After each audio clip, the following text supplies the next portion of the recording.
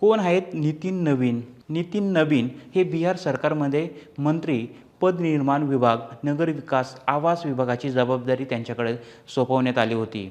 2010 पासून बांकीपूर विधानसभा मतदारसंघाचे ते आमदार होते. याआधी भाजपचे छत्तीसगड प्रभारी म्हणून देखील त्यांनी जबाबदारी पार पाडली आहे. पटना पश्चिम मतदारसंघातून पहिल्यांदाच ते आमदार म्हणून निवडून आले होते.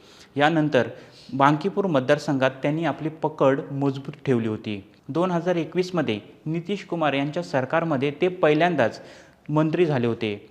2016 आणि 2019 या काळात ते भाजपचे युवा मोर्चाचे बिहार प्रदेशाध्यक्ष म्हणून संघटनात्मक कामाचा त्यांनी ठसा उमटवला होता. तर 14 डिसेंबर 2025 रोजी नितीन नवीन यांची पक्षाचे कार्यकारी अध्यक्ष म्हणून नियुक्ती करण्यात आली होती आणि आता राष्ट्रीय अध्यक्षपदासाठी त्यांनी उमेदवारी अर्ज दाखल केला आहे. भाजपचा राष्ट्रीय अध्यक्ष कसा निवडला जातोय? भाजपचा राष्ट्रीय अध्यक्ष हा राष्ट्रीय परिषदेद्वारे निवडला जातो, ज्यामध्ये अंदाजे 5708 सदस्य असतात.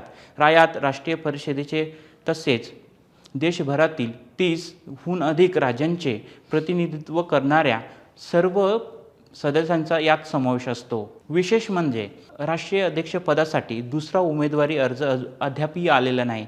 त्यामुळे नितीन नवीन यांची बिनविरोध निवड होण्याची शक्यता मानली जाते. त्यामुळे मतदान होणार नाही असंही म्हटलं जात आहे.